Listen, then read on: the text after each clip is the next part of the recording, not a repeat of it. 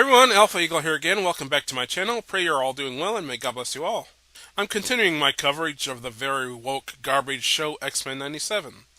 In this episode, the X-Men try to help the survivors of the Sentinel attack on Genosha, and Rogue goes on a psychopathic murderous rampage. This is probably the worst episode as far as the writers not understanding the characters. Now, I'm going to save Rogue's evil quest for revenge for the end of the video, but let's talk about some of the other bad, out-of-character moments first. The episode begins with Gambit's funeral. Nightcrawler is giving the eulogy, and he says this.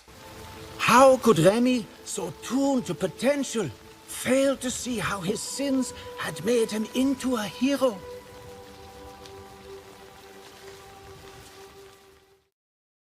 There's no Christian that would say that sins would make someone a hero. Again, the writers don't understand these characters at all. The X-Men are helping the survivors of the Sentinel attack on Genosha, when the reporter from the previous episode talks with Beast, and Beast says that the priority is damage control. The reporter replies, "That's going to be hard since mutants everywhere are rioting." Beast then says this. Riots are the language of the unheard. Martin Luther King. I wonder if he would say the same thing about January 6th. The mostly peaceful protest at the Capitol is often called a, quote, riot by people on the left. But do people on the left think that it was just the voice of the unheard? I doubt that they would. The left seem to only support riots if they're done by their side, like BLM or the Antifa riots of 2020. They are often referred to as the Summer of Love. The current occupier of the office of Vice President herself even encouraged rioting, but again, only from their side. They're not going to let up, and they should not. I just don't even know why there aren't uprisings all over the country. There needs to be unrest in the streets. The quote from MLK that Beast references is often misinterpreted. People think that MLK was endorsing riots, when he was simply saying that he understood why people rioted, but he did not condone the riots. The reporter goes on to say this. But smashing windows is destruction, not communication. Normal people won't accept mutants if they feel threatened. That fear is the whole issue. She's right. Smashing windows is destruction, not communication. Riots does not make your side look good. If mutants wanted to be accepted by ordinary humans, they can't be rioting. That will only make humans distrust mutants even more. It just causes more division. Then Beast says this. Professor's vision for the future was too nearsighted, and begging for your tolerance was our first mistake. Beast is wrong here. He's supposed to be the intelligent, rational one, and he's being very dumb and irrational here. Again, proving that the writers don't understand these characters. One mutant the X-Men managed to rescue is Emma Frost, the White Queen, another X-Men villain. And they cheer at the life of an evil person being saved. And why? Simply because she's a mutant and therefore on their side? This again is a very major flaw of people on the left. They are accepting of very bad people as long as they are on their side. Now take George Floyd for example. No matter how you feel about the events surrounding his death, he was a criminal. He was a very bad person. And yet, the left see him as a martyr. Now why? Because they can exploit his death to further their cause. Now, if George Floyd was white and a conservative, it would be a totally different story. The left would hate him because he wasn't on their side, and they couldn't use his death to push their agenda. Episode. Jubilee encourages Sunspot to come out as a mutant to his mother. Again, using the X-Men as an analogy for homosexuality, even though Stan and Jack never intended them to be so. Homosexuals are always projecting themselves onto media. Now this is very inappropriate, especially for children's entertainment. Anyway, Sunspot's mom is fine with this, but she wants to keep this private. Jubilee and Sunspot take offense to this.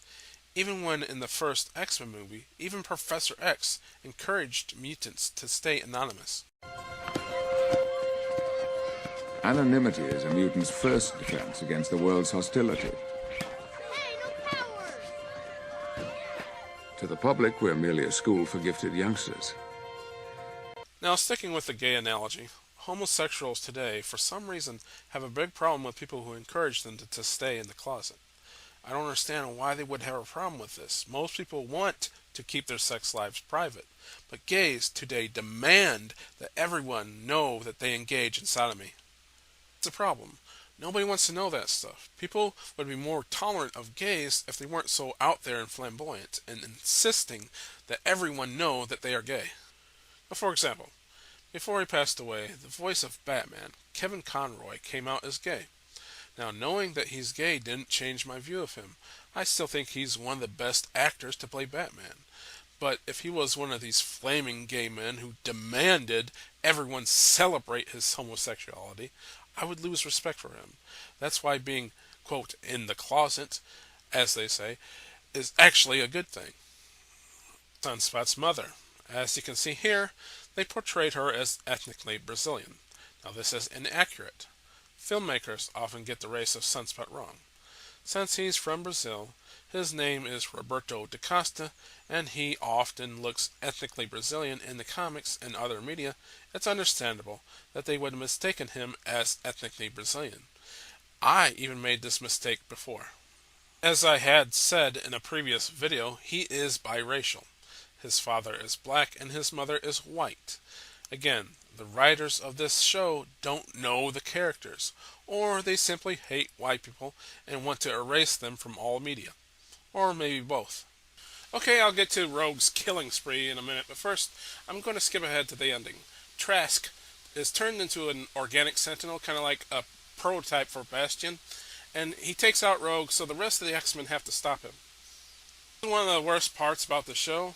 Now, take away all the woke crap, and the show is still horrible. Now, why? Well, several reasons, but one of the main reasons is that they overpowered Morph.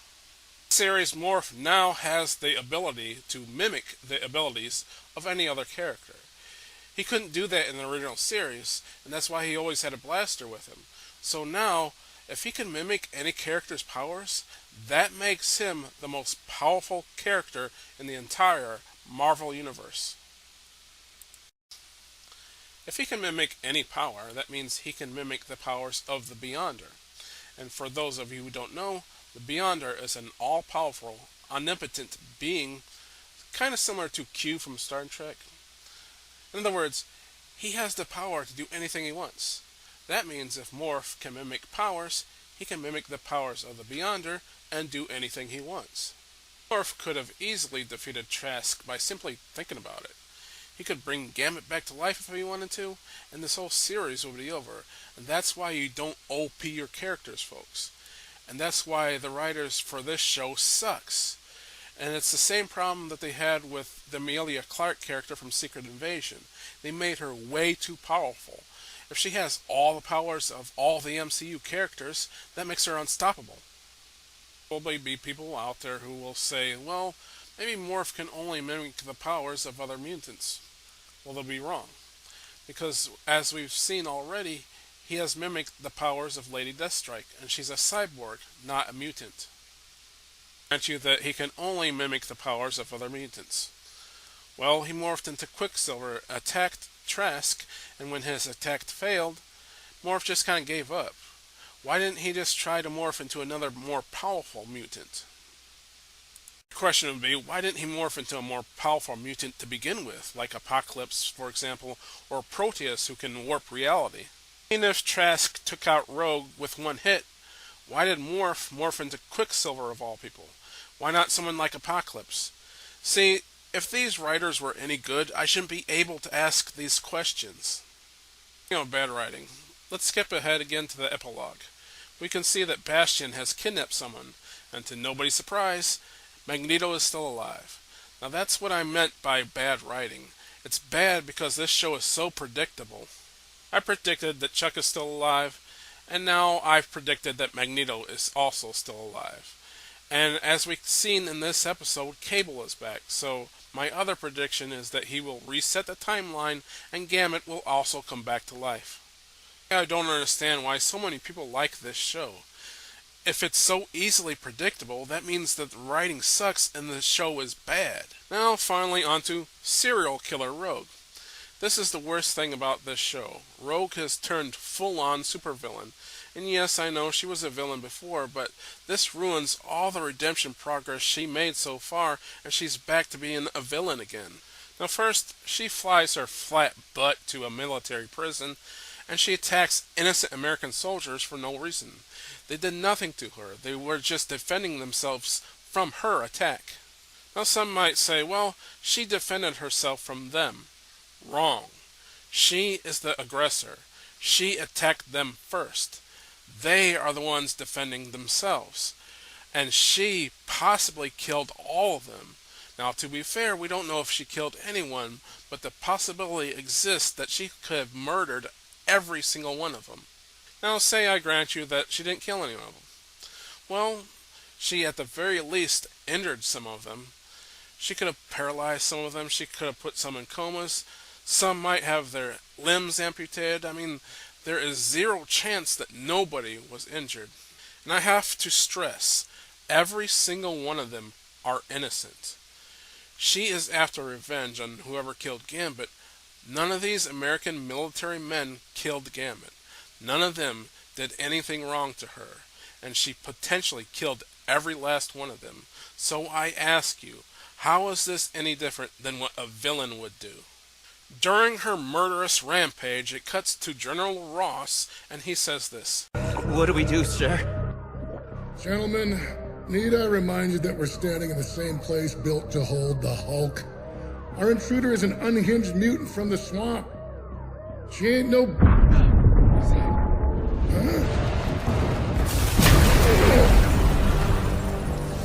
Daddy always used to say breaking into prison was easier than breaking out. Help but notice that this is a dig against the Hulk, suggesting that Rogue is stronger than the Hulk. This is simply not true. The Hulk is the strongest there is. Let's take a look at the stats from Marvel Superhero Trading Cards Series 2 from 1991. Rogue has a strength level of 4, Hulk has a strength level of 7, so Hulk is way stronger than Rogue. But Hulk is a man, so they had to make him look inferior to Rogue. So Rogue then says this. Now I know you know why I've come a-knocking. Where are Henry Gyrick and Bolivar Trask? Thought your kind were the good guys. You killed those, Sugar. Now, you get me. She accused Ross of killing the good guys, which I assume means Gambit. But what did Ross have to do with his death? Unless I missed something, Ross had nothing to do with Gambit's death. And Rogue says, now you get me. So she's even admitting to being the bad guy. Then she takes her flat butt and her uni boob to confront Captain America. And Cap says this. But rampaging across the country dishonors those who were lost. Cap is right. Cap explains to Rogue that he is also looking for Trask. But they have to do this by the book. Again, Cap is doing the right thing. But besides acting like a supervillain, she throws Cap's shield away like some spoiled brat. As you can see, my avatar is very patriotic, much like Cap. Cap is one of my favorite superheroes, so I did not care for this at all. She again hurts innocent people to get information from Gyrick. Then we get where she crosses a line from which there is no coming back. She tried to murder Trask. Now some people will say, well, he tried to self-delete anyway, and others would say, well, he wasn't really dead anyway, and both of these are true, but neither of them matter. In Rogue's sick mind, she wanted to be the one to end him.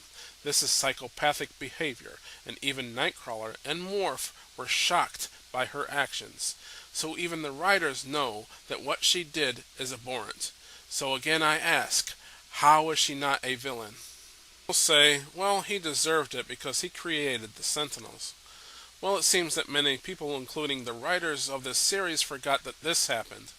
It's all my fault. I thought I was saving the world from mutants.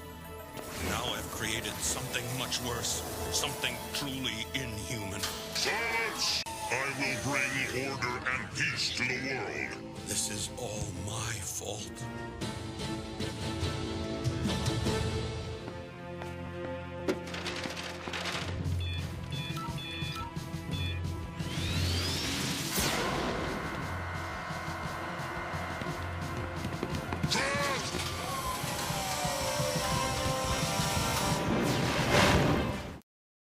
already redeemed himself by trying to destroy Master Mold. Now, in this series, Trask is under the control of Mr. Sinister and Bastion. Now, was Morph guilty of everything he did when he was under the control of Mr. Sinister?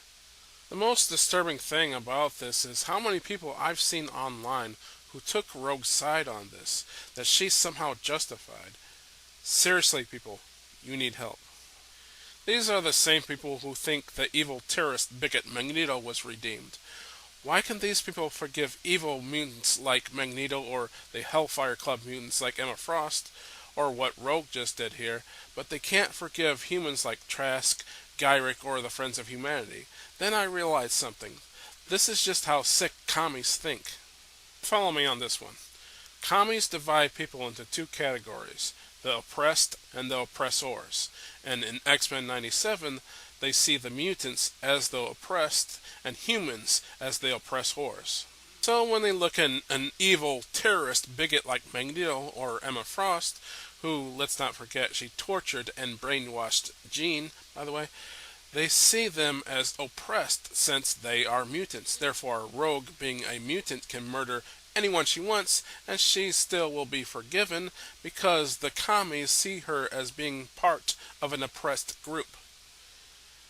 Like Trask, Gyrick, or the Friends of Humanity can never be forgiven because they are human and they are the oppressors. Now, did I get that right? If there are any commies out there, tell me in the comment section if I got that right. Anyway, that's about it for this video. I'm Alpha Eagle. God bless you for watching. God bless America. And I pray that people finally see this show for the garbage that it is.